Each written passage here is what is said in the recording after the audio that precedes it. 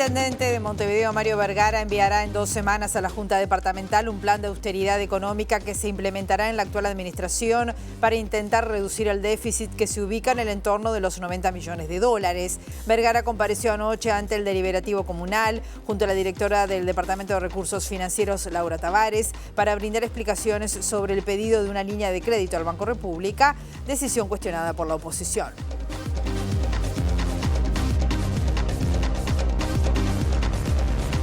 Hola, ¿cómo están? Bienvenidas, bienvenidos a MBD Noticias. Comenzamos con la información con 20 grados a esta hora aquí en Montevideo. Una jornada que va a seguir con el cielo algo nuboso y nuboso, con periodos de cubierto, baja probabilidad de precipitaciones escasas y la máxima anunciada por Inumet ubicada en 23 grados. Estamos viendo las cámaras del Centro de Gestión de Movilidad de la Intendencia en Asunción entre Minas y Magallanes. Hasta las 6 de la tarde hay tareas de carga y descarga. Chachar y Rivera también hay obras de saneamiento. Vázquez Ledesma, entre Roque Graceras y Benito Blanco, hasta las 18 hay tareas de hormigonado. Vemos los títulos que se están destacando hasta ahora.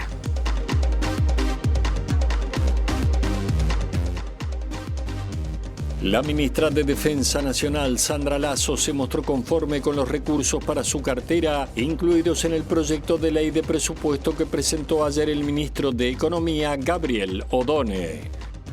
El Poder Ejecutivo decretó el ajuste del precio de los combustibles, estableciendo a partir del 1 de septiembre un aumento en el precio del gasoil y en el de Supergas y una baja para el valor de las naftas. La mesa coordinadora del TAN y afines está realizando un paro de 24 horas a nivel nacional en reclamo por la actitud empresarial en la negociación colectiva. En el marco del Día Internacional de las Víctimas de Desapariciones Forzadas, se realizará este sábado 30 de agosto en el Parque Roosevelt un conversatorio organizado por la Dirección de Derechos Humanos de la Intendencia de Canelones. La Dirección General de la Granja del Ministerio de Ganadería, Agricultura y Pesca reforzará el convenio marco que tiene desde hace muchos años con la Unidad Agroalimentaria Metropolitana. La Intendencia de Montevideo comenzó a reinstalar papeleras en espacios públicos en el marco de 18 acciones que buscan fomentar el cuidado del ambiente y una adecuada gestión de residuos.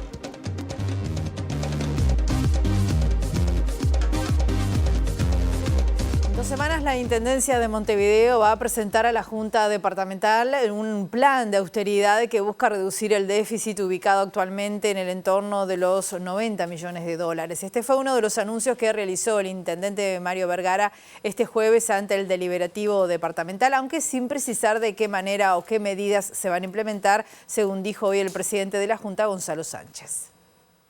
Y la utilización no, porque no la dio, porque en realidad es eso, se utiliza para cuando hay desfasajes en el ingreso de la Intendencia. Hay meses que se recauda más, hay meses que se recauda menos. En esos meses que se recauda menos, de repente se tiene que utilizar para cubrir algunos gastos, pero como es momentáneo el uso, o sea, no se da asiduamente, no dio explicaciones en realidad de en qué se iba a usar. Claro. Lo que planteó Mario también en realidad es que en estas semanas, creo en 2 semanas, se va a plantear un plan de austeridad, que ahí van a plantear medidas para acortar el presupuesto, pero en realidad el gasto de la línea de crédito no está como pactado para en qué se va a utilizar. Hoy comienza a funcionar en la Junta Departamental la comisión que estudiará la rendición de cuentas de la Intendencia de Montevideo, un desafío complejo según dijo Gonzalo Sánchez, el presidente del Deliberativo Comunal. El lunes se recibirá a las primeras 3 delegaciones de la Intendencia.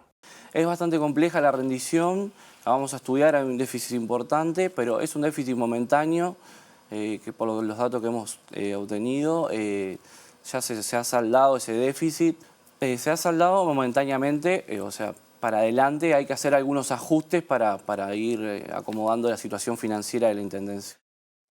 Tras la comparecencia del intendente Mario Vergara ante la Junta Departamental, el edil del Partido Nacional, Juan Ignacio Abdala, dijo a MBD Noticias que su bancada aún no ha definido si votará la línea de crédito solicitada por la comuna al Banco República. El nacionalista remarcó la necesidad de un recorte en los gastos departamentales para superar el déficit y anunció que esperan el plan de austeridad que el intendente enviará a la Junta en los próximos días.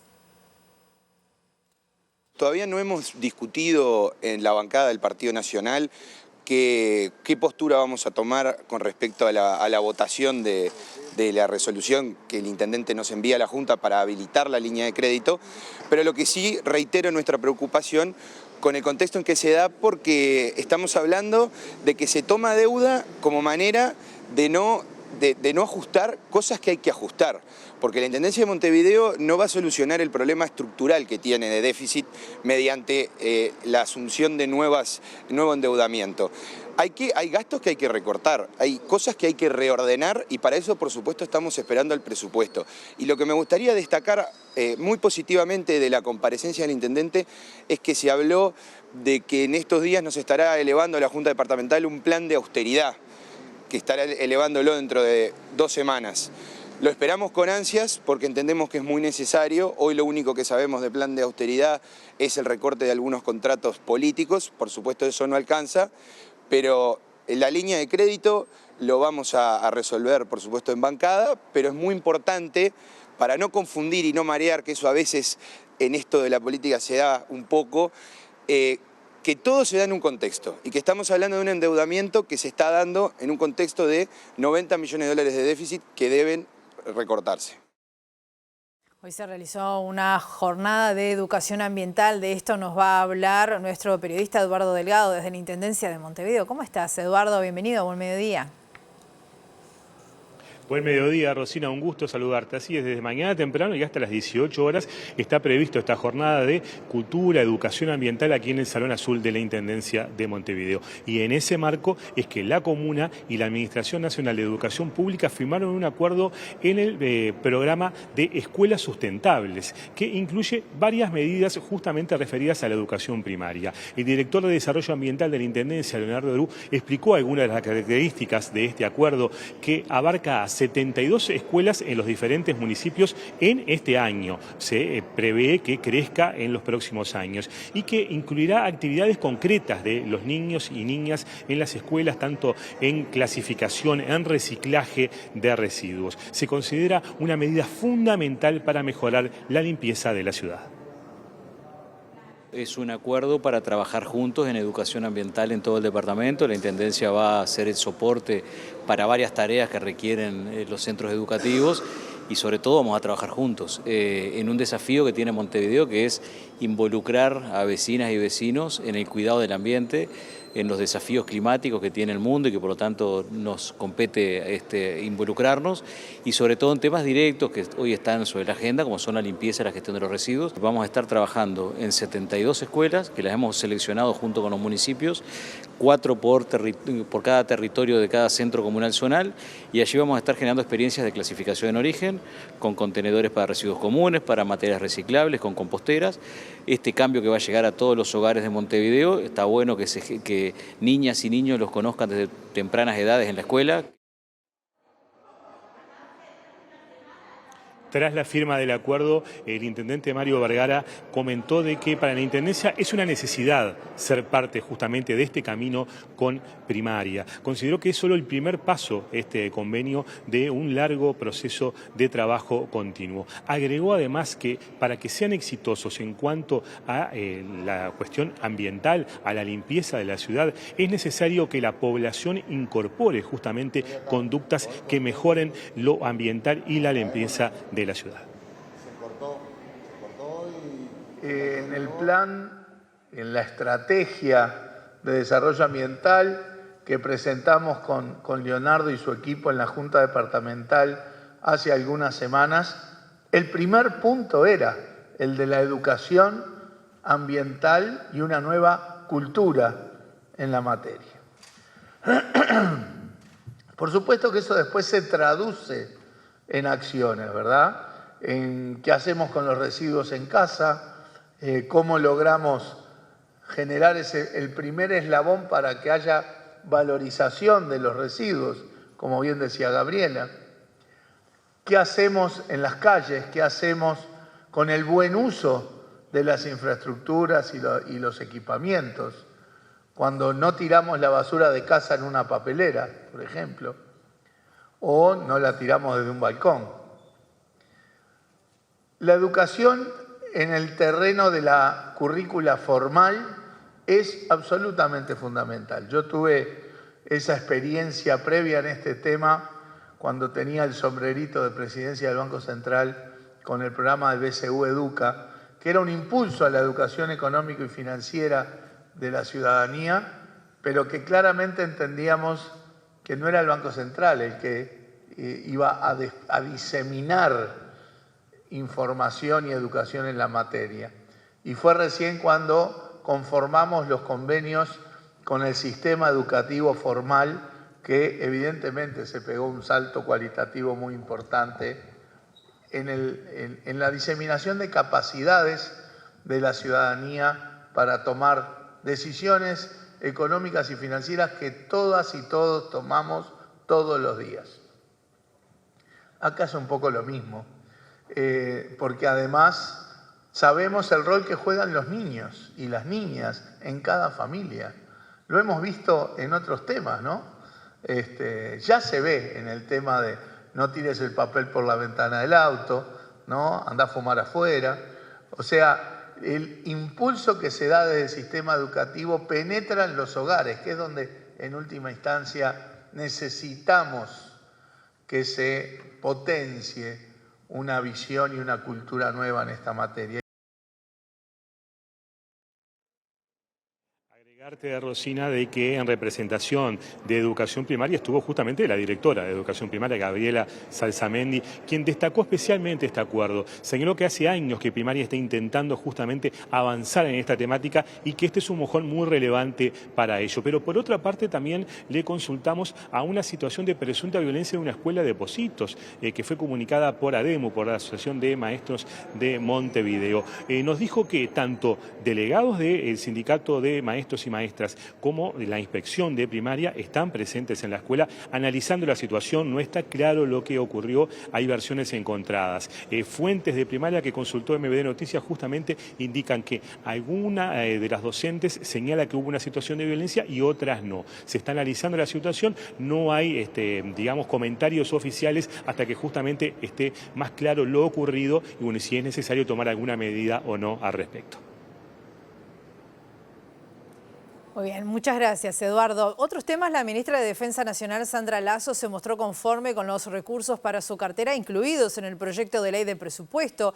Consultada por lo dicho el lunes pasado por el subsecretario de Economía y Finanzas, Martín Valcorba, cuando definió el programa del Frente Amplio como impagable, Lasso se mostró optimista y apuntó a un aumento gradual de los fondos. Entiendo que es un presupuesto que da oportunidades a quienes nosotros definimos que tiene que dárselas, tiene ejes transversales que son la atención a determinados temas como es la seguridad y en eso nosotros tenemos un área de frontera que va a verse de alguna manera con un presupuesto que va a mejorar lo que es la vigilancia en ese sentido. Para nosotros el área social era fundamental y bueno, allí tenemos algunos convenios que apuntan a el transporte, de los efectivos que tienen sueldos más sumergidos, de pequeñas cooperaciones en área social de vivienda, en área social del propio salario, que nosotros entendemos que se ven contempladas quizá en forma gradual. Estamos hablando de algo que comienza y que comienza con el contexto que tenemos, pero que yo creo que es esperanzador y que cumple con esos ejes que son el eje, reitero, de oportunidades y de, sobre todo, de tener un mensaje muy esperanzador que va a ir de alguna manera siendo gradual en lo que tiene que ver con la atención, sobre todo a aquellas franjas que dentro de las fuerzas están más sumergidas a nivel salarial. Pero también tiene que ver con generar otras cosas. Me parece que el hecho de, para nosotros fue muy importante, dedicarle a la formación. Nosotros tenemos un importante número de funcionarios, de efectivos que no han podido terminar su ciclo de educación y estamos colocando allí un foco importante para dar oportunidades de crecimiento. El Poder Ejecutivo decretó el ajuste del precio de los combustibles, estableciendo a partir del 1 de septiembre un aumento en el precio del gasoil y en el del supergas y una baja para el valor de las naftas. La nafta Super 95 baja 0,66%, pasando a costar 78,20 el litro. Actualmente está en 78,72 pesos. La nafta Premium 97 tiene una baja del 0,64% y pasa a costar 80 pesos con 61 el litro, hoy está en 81,13. En tanto, el gasoil 50S se incrementa 4,28% y pasa a valer 50 pesos con 14 el litro, mientras que el gasoil 10S aumenta 3,74% y valdrá 57,14 pesos el litro. Por último, el supergas tiene una suba del 9,52% y pasa a costar 88,46 el kilo, con lo que la garrafa de 13 kilos ahora pasa de 1.050 a 1.150, esto sin el costo de envío. La seguridad es la principal preocupación para el 46% de la ciudadanía uruguaya, según una encuesta de Factum. El trabajo es la segunda preocupación, aunque en un porcentaje menor. La encuesta fue realizada entre el 21 de julio y el 4 de agosto a una muestra de 900 personas mayores de 18 años. De ella se desprende que el 46% de la población señala a la seguridad como la principal preocupación, seguida por el trabajo con el 11% y en tercer lugar, con un 6%, se encuentra la educación y la economía. En tanto, la indigencia y la pobreza es la mayor preocupación para un 5% de las personas encuestadas. En los últimos lugares, con un 1%, están respuestas como la política y políticos, los impuestos, la justicia, el gobierno, la corrupción, la salud mental, la vivienda y el transporte. Si se agrupan las categorías, la mitad de las preocupaciones, un 51%, están vinculadas a seguridad, violencia y narcotráfico y un 32% se relaciona a temas económicos. Según la consultora, hubo un aumento de los temas económicos en las preocupaciones de la población, que se ubica en el nivel más alto desde fines del año 2023. En relación a las edades de quienes respondieron, si bien en todos los grupos etarios se menciona a la seguridad como principal preocupación, en la franja de entre 18 y 33 años es donde los temas económicos preocupan más, con un 39% frente a un 44% en seguridad. En tanto, las cuestiones sobre seguridad preocupan más a la población entre 49 y 61 años. La tasa de desempleo se mantuvo en 6,9% en julio de este año y así se acerca a mínimos de hace 10 años, esto según el último reporte del Instituto Nacional de Estadística. Con respecto a junio se relevó una baja de 0,4 puntos, cuando el indicador se ubicó en 7,3%. En julio, la tasa de actividad para el total del país se situó en 64,2% y la tasa de empleo en 59,8%. Sobre el indicador de desempleo para el mes de julio, diferenciado por sexo, la tasa para las mujeres se registró en 8,6% y para los varones 5,4%. Montevideo y el interior del país presentaron la misma tasa, en este caso sin distinción. Se estima que en marzo, cuando asumió la nueva administración, había más de 1.754.000 trabajadores ocupados. Esta cifra supera en 27.000 lo registrado en el mismo mes del año anterior. La Mesa Coordinadora del PAN y Afines está realizando un paro de 24 horas a nivel nacional en reclamo por la actitud empresarial en la negociación colectiva. Además, el sindicato conformó un equipo interdisciplinario en el marco de las 5 denuncias por acoso y abuso en panaderías artesanales que están en manos de la justicia. El presidente de la mesa, Luis Echevarría, afirmó que las propuestas empresariales son insuficientes y denunció intransigencia en el sector industrial. El gremio reclama que no se descuente el correctivo del 0,90% adelantado de la inflación y advierte que, si no hay avances en la próxima reunión de consejos de salarios el 2 de septiembre, se declararán en preconflicto. El sector empresarial está reacio a los planteos que hace el sector trabajador y lo que más preocupa puntualmente es algunos sectores empresariales de la industria panificadora que están diciendo que no solo que no se va a firmar convenio colectivo en esta oportunidad, sino que quieren retrasar acuerdos y beneficios de convenios anteriores. En paralelo, el sindicato acompaña las denuncias de trabajadoras por acoso y abuso, conformó un equipo interdisciplinario y exige medidas concretas para garantizar condiciones laborales seguras.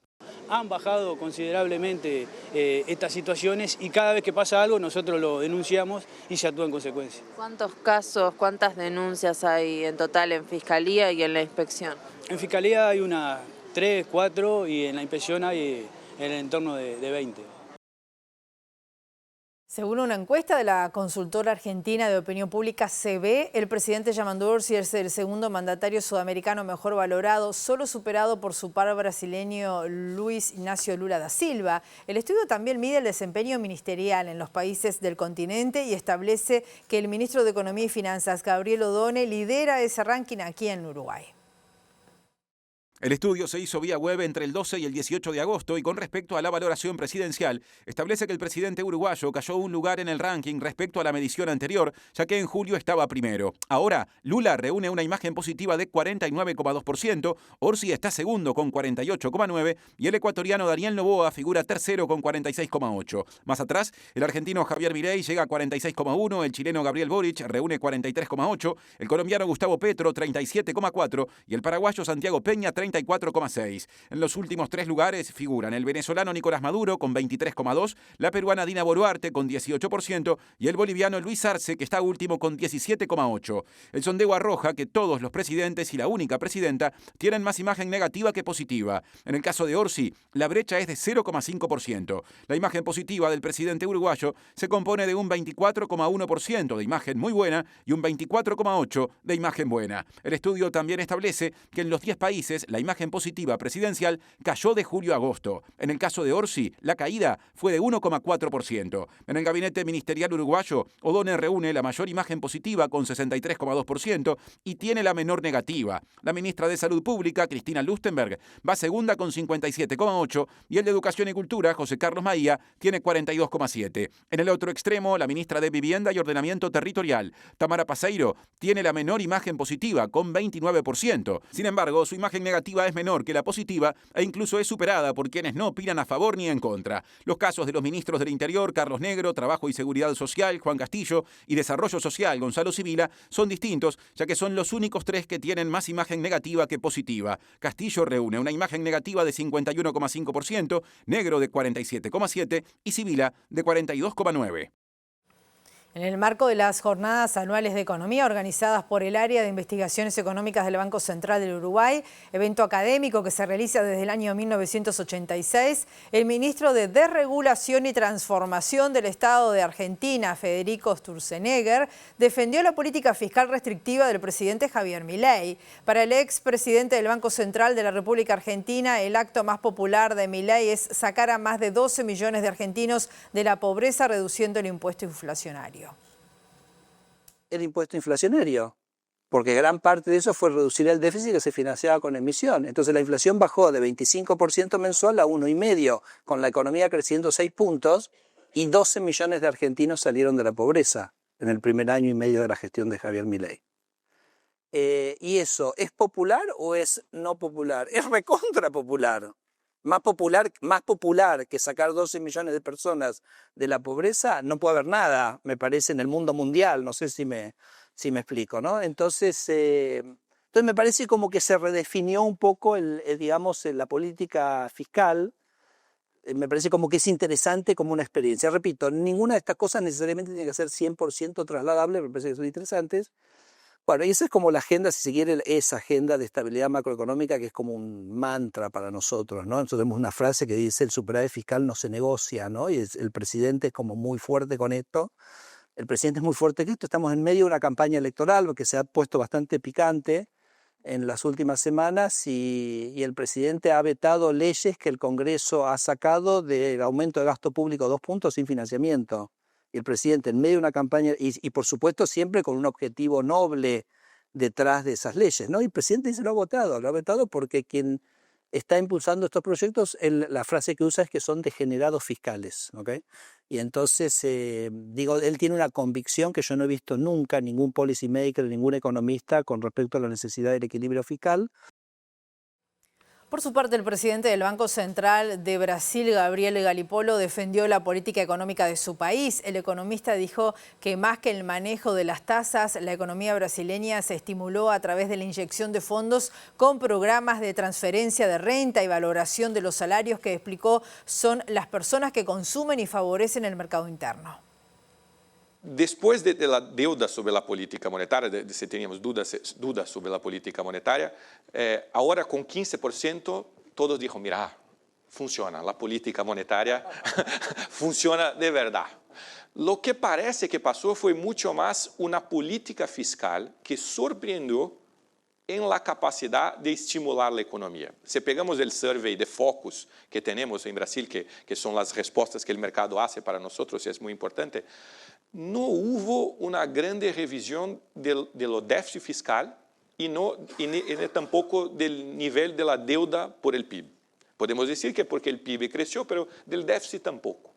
Pero las revisiones de crecimiento sí. Y me parece que eso tiene mucho con los programas de transferencia de renta que se intensifican desde la pandemia y con la política de valorización del sueldo mínimo que tenemos en Brasil y con una política tributaria más progresiva.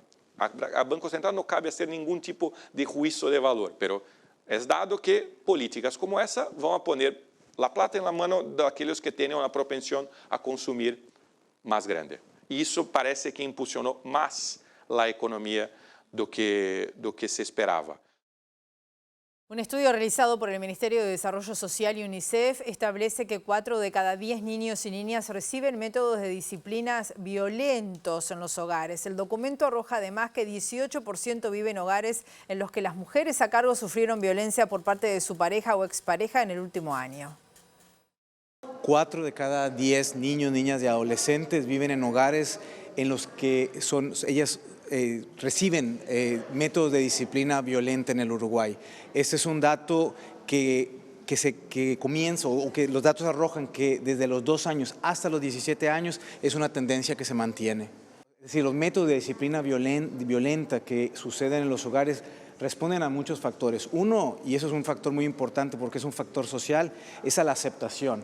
En la sociedad uruguaya, en una gran parte de los hogares se acepta como normal que el 40% de los niños reciban métodos de disciplina violenta.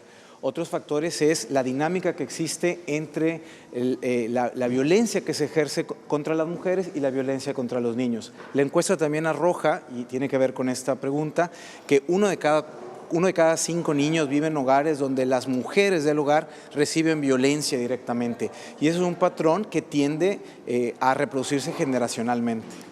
A ver, los datos arrojan efectivamente una disminución de la violencia en términos generales. Esas son buenas noticias.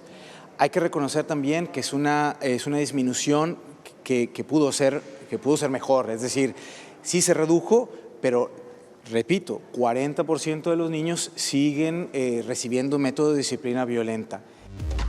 Segundo bloque de MBD Noticias. Continuamos con la información con 21 grados a esta hora aquí en Montevideo. En el marco del Día Internacional de las Víctimas de Desapariciones Forzadas se va a realizar mañana, sábado 30 de agosto, en el Parque Roosevelt, un conversatorio organizado por la Dirección de Derechos Humanos de la Intendencia de Canelones. Al finalizar la actividad, las y los participantes se van a trasladar al Sendero de la Memoria para colocar el último de los 197 durmientes de madera que simbolizan a las personas detenidas desaparecidas uruguayas, y se va a proceder también a la plantación de algunos ejemplares de árboles nativos.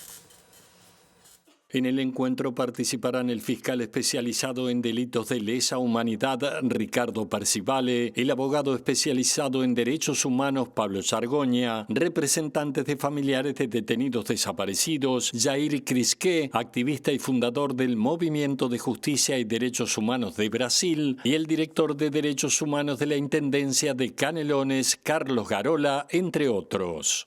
La idea es realizar un conversatorio para de alguna forma analizar los avances que han habido en materia de verdad, de memoria y justicia, y cuáles son los retos y los desafíos que están planteados, ¿no?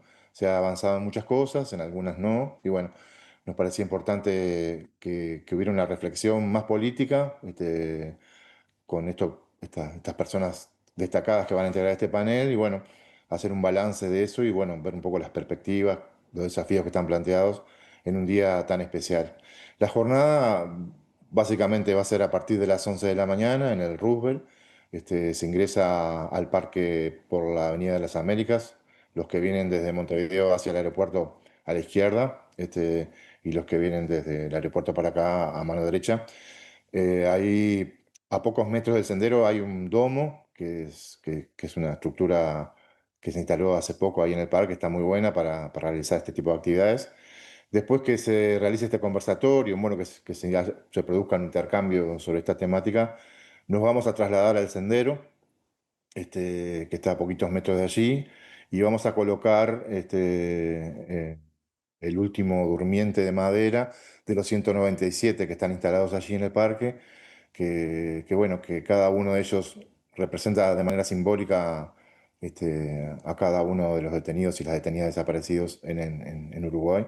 Y bueno, cada mojón que integra ese circuito tiene un código QR por el cual pueden identificar, tiene el nombre y la fecha de desaparición de la persona, y un código QR que cualquiera puede ingresar y bueno, obtener más información sobre esa persona detenida desaparecida. Vamos a seguir hablando de este tema con nuestra periodista Abril Mederos. ¿Cómo estás, Abril? Bienvenida. Buen mediodía para ti también. Muchas gracias, buen mediodía para ustedes. Sí, seguimos en tópico y estamos con una de las integrantes de Madres y Familiares de Uruguayos Detenidos Desaparecidos, Graciela Montes de Oca, para abordar y ampliar sobre las actividades que se van a estar realizando y el origen de esta fecha, ¿no? Este Día Internacional del Detenido Desaparecido. ¿Cuál es la importancia de esta reivindicación y cómo lo celebra Familiares? Primero que nada, buenas tardes a todos. Gracias por haber venido y poder dar difusión a esta fecha. Este día nace en base a la necesidad de tener un marco jurídico de la desaparición forzada como delito de lesa humanidad y que es también catalogado como crimen de Estado. Esta fecha recién es relacionada en el 2010 por la ONU, donde se empieza a tratar el tema, y por primera vez el 30 de agosto del 2011 se conmemora a nivel internacional como el Día del Detenido Desaparecido.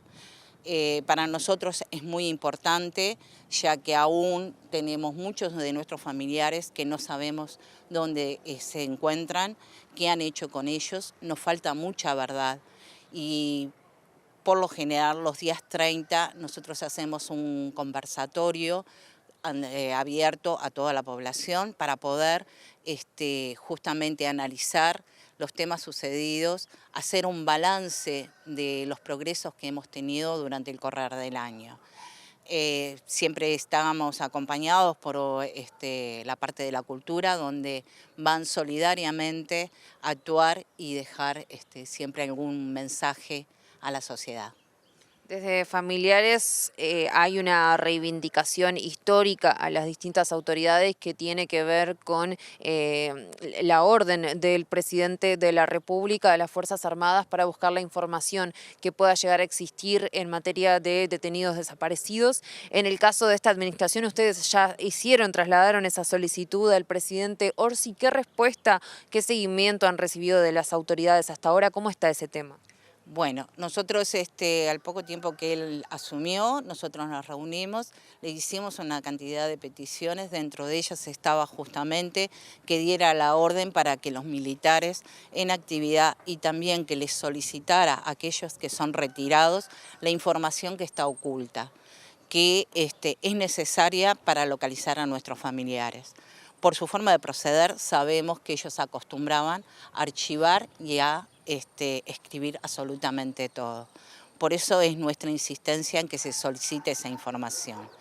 Con el presidente Orsi no hemos tenido aún ninguna nueva entrevista. Sí estábamos pensando volver a solicitarle una entrevista para ver sobre este tema qué avance hemos tenido. También nos hemos reunido con la ministra de Defensa, a la cual también le hemos hecho la misma solicitud y intercambiado información por probables archivos que estén dentro del ministerio y que podamos localizar. También hemos tenido algunos avances que se han dado a nivel de la Secretaría de Presidencia del pasado reciente, donde se comenzó a digitalizar lo que es el archivo de la DNI. Esta vez había quedado parado hace 5 años, pero esta vez estamos centrándonos en lo que es el periodo del terrorismo de Estado, donde puede existir alguna información para la búsqueda, incluso también para las causas judiciales. Y también los avances que hemos tenido es a nivel de educación, de que este tema, sobre tema de derechos humanos y pasado reciente, comenzarán a estar en las currículas. Muchísimas gracias. La palabra de Graciela Montes de Oca, integrante de Madres y Familiares de Uruguayos Detenidos Desaparecidos, de cara al Día Internacional del Detenido Desaparecido, que se va a conmemorar mañana. Volvemos a estudio. Muchas gracias, Abril. La Dirección General de la Granja del Ministerio de Ganadería, Agricultura y Pesca va a reforzar el convenio marco que tiene desde hace muchos años con la Unidad Agroalimentaria Metropolitana. A través de este convenio se creó en su momento el Observatorio Granjero, que entre otros productos se elabora en forma quincenal la lista inteligente de 9 frutas y hortalizas que están en su mejor momento de producción y de precios.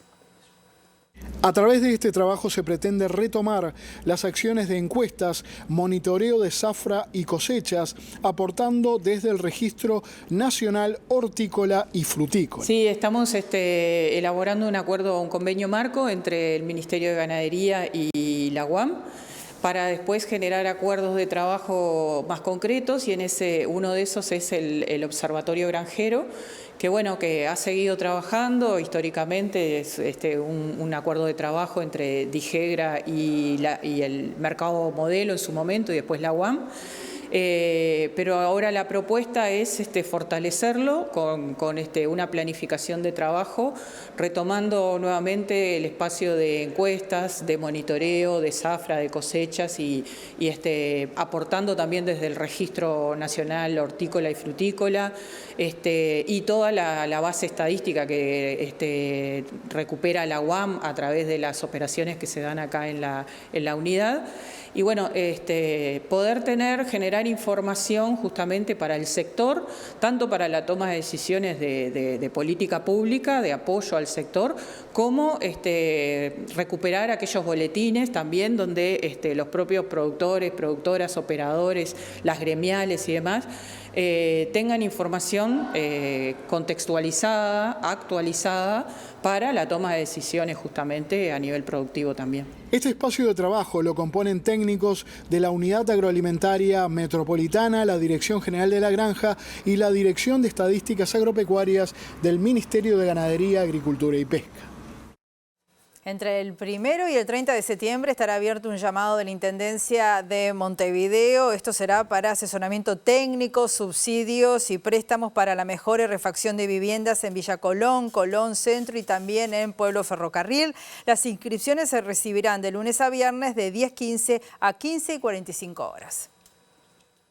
El programa Mejora tu Vivienda otorga préstamos con orientación técnica primaria para la refacción de viviendas que presenten problemas de mantenimiento y deterioro como consecuencia de la antigüedad de las construcciones y de las dificultades de sus propietarios, propietarias para su mantenimiento. Algunas de las obras más comunes son refacción o reforma de baños y cocinas, reparación o sustitución de pisos, pintura y revoques, tratamiento de humedades, impermeabilización de paredes y azoteas, limpieza, recuperación y pintura de fachadas, conexión al saneamiento y mejoramiento y reparación de las áreas comunes del edificio, así como también arreglo de veredas. Pueden realizar la solicitud personas propietarias, prominentes compradoras con promesas inscriptas y poseedoras de derechos sucesorios de la vivienda a refaccionar. También arrendatarios y usufructuarios que cuenten con la correspondiente firma de la persona propietaria de la vivienda. vivienda. Para realizar la solicitud es necesario que las viviendas de los solicitantes estén al día con la contribución inmobiliaria, los tributos domiciliarios y la tarifa de saneamiento. También deberán estar al día con los servicios de OCE, UTE y Antel, que cuenten con ingresos familiares entre 20 y 100 unidades reajustables y estén comprendidos en las calles que abarca el llamado. Las inscripciones se realizan en 2 locales en los siguientes días y horarios. Lunes a viernes en el horario de 10:15 a 15:45 en el servicio de Tierras y Vivienda, Unidad de Rehabilitación Urbana, piso 10 de la Intendencia, y los días lunes, martes y viernes en el horario de 11 a 15 del 16 al 30 de septiembre en Casa Comunitaria de Promoción de Salud, Avenida General Eugenio Garzón 1895. Por consultas están disponibles los teléfonos 1950 4996, 4997 y 4998, así como el correo electrónico mejora.vivienda@imm.gov.uy. El Hospital Maciel concretó de forma exitosa una intervención quirúrgica, extirpó un tumor y colocó una prótesis 3D para reconstruir la zona afectada. El caso corresponde a una joven de 26 años con un tumor raro, agresivo, que invadió su pared torácica. La operación realizada en agosto de 2025 representa un hito para la salud pública del Uruguay desde el punto de vista quirúrgico y tecnológico. Para la reconstrucción de esa zona se procedió con la participación de profesionales de varias especialidades y técnicos argentinos al diseño de una prótesis 3D de titanio. En conjunto con todo el equipo de cirugía de tórax hemos hecho una cirugía que es muy novedosa, innovatoria, una de las primeras cirugías que se hace en nuestro país de este tipo, que veníamos trabajando desde hace un año con una paciente que tenía un tumor muy complejo, que es un sarcoma de Ewing, un tumor de pared torácica. Es clave, y lo hizo muy bien el equipo de cirugía, la información, explicar, a veces es necesario recurrir a dibujos, por decirlo, para que el paciente sepa bien qué es lo que se le va a hacer, en términos, sin entrar en tecnicismo, digamos, y a veces es importante también, como te soy, el apoyo de psicología médica para acompañar determinados procesos. El equipo de psicología médica continúa mientras la paciente sigue internada y, si es necesario, luego también tiene una policlínica donde puedan seguirla y seguir dando apoyo en la medida que sea necesario. El procedimiento fue realizado por el Centro de Referencia de Cirugía de Tórax del Hospital Maciel, cuyo equipo está integrado por el profesor Gerardo Bruno, los doctores Emilio Durand, Julio Trochansky, Luis Chaparro y Atahualpa Campos. Dicho centro es de referencia nacional y cuenta con la tecnología para atender a pacientes de todo el país.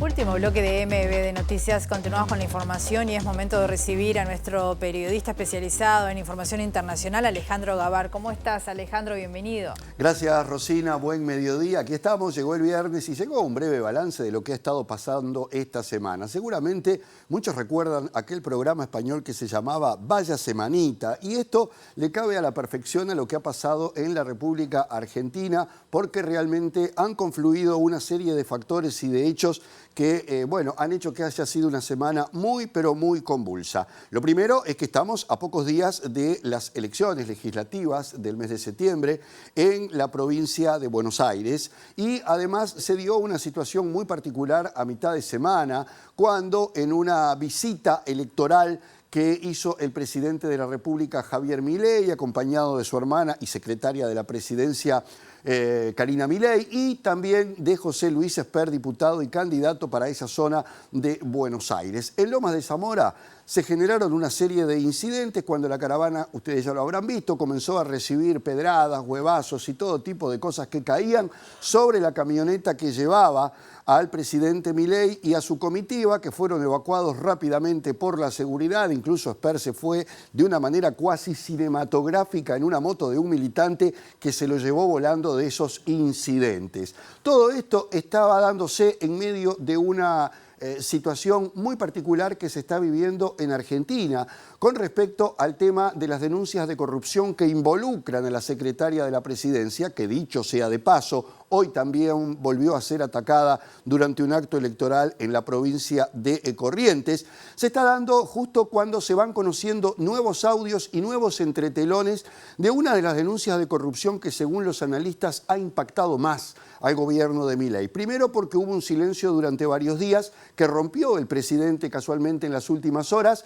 pero porque hay una serie de hechos que pueden condicionar muchísimo judicialmente, sobre todo a la hermana de Milei. Es el caso de quien estaba al frente, Diego Spagnuolo, de la Agencia de la Discapacidad. Y qué perverso todo, porque en los días anteriores se había estado discutiendo en el Parlamento levantar el veto que el presidente Milei le había impuesto, y de hecho se logró, a una ley especial para las personas con discapacidad. Bueno, ese señor que era muy cercano a Milei, que llegó a ser su abogado, que tenía una cercanía con todos los integrantes de la mesa chica de Milei, estuvo justamente al frente de esa agencia hasta que estos hechos, esas denuncias de corrupción, lo quitaron de la Agencia de la Discapacidad. Se han conocido nuevos audios donde se le escucha decir que no le dejan manotear de la caja, que la Secretaría de la Presidencia quiere todo para sí, que hay una serie de personas que no le permiten robar, podríamos decir, directamente. Bueno, todo eso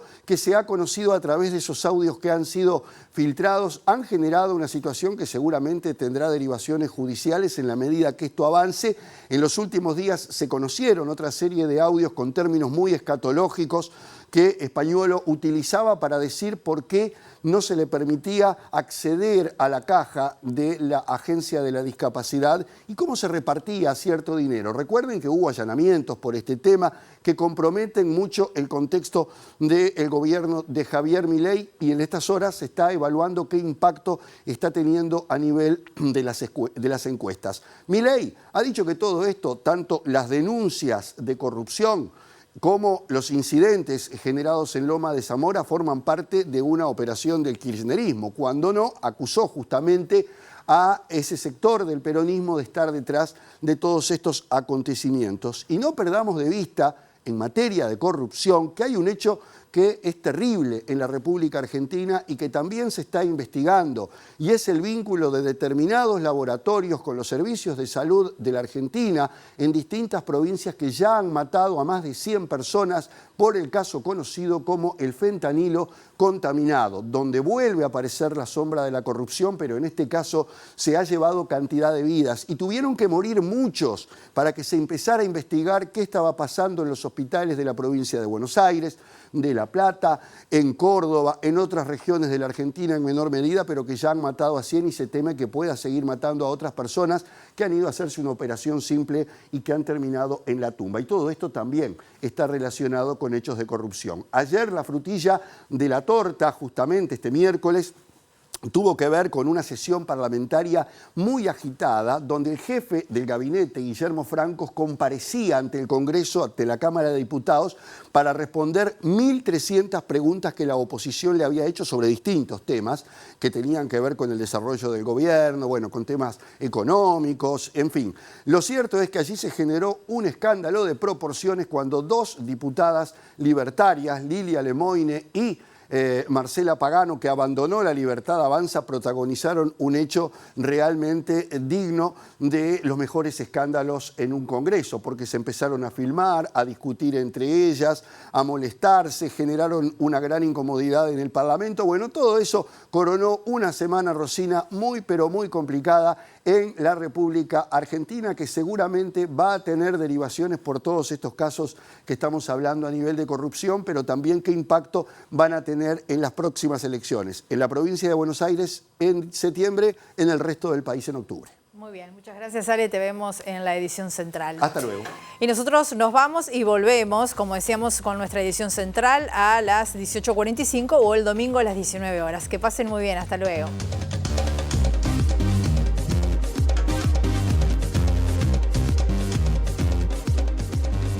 La ministra de Defensa Nacional, Sandra Lasso, se mostró conforme con los recursos para su cartera, incluidos en el proyecto de ley de presupuesto que presentó ayer el ministro de Economía, Gabriel Odone. El Poder Ejecutivo decretó el ajuste del precio de los combustibles, estableciendo a partir del 1 de septiembre un aumento en el precio del gasoil y en el de Supergas y una baja para el valor de las naftas. La mesa coordinadora del PAN y afines está realizando un paro de 24 horas a nivel nacional en reclamo por la actitud empresarial en la negociación colectiva. En el marco del Día Internacional de las Víctimas de Desapariciones Forzadas, se realizará este sábado 30 de agosto en el Parque Roosevelt un conversatorio organizado por la Dirección de Derechos Humanos de la Intendencia de Canelones. La Dirección General de la Granja del Ministerio de Ganadería, Agricultura y Pesca reforzará el convenio marco que tiene desde hace muchos años con la Unidad Agroalimentaria Metropolitana. La Intendencia de Montevideo comenzó a reinstalar papeleras en espacios públicos en el marco de 18 acciones que buscan fomentar el cuidado del ambiente y una adecuada gestión de residuos. El intendente de Montevideo, Mario Vergara, enviará en 2 semanas a la Junta Departamental un plan de austeridad económica que se implementará en la actual administración para intentar enjugar el déficit que se ubica en el entorno de los 90 millones de dólares. Vergara compareció anoche ante el deliberativo comunal junto a la directora del Departamento de Recursos Financieros, Laura Tavares, para brindar explicaciones sobre el pedido de una línea de crédito al Banco de la República, decisión cuestionada por la oposición.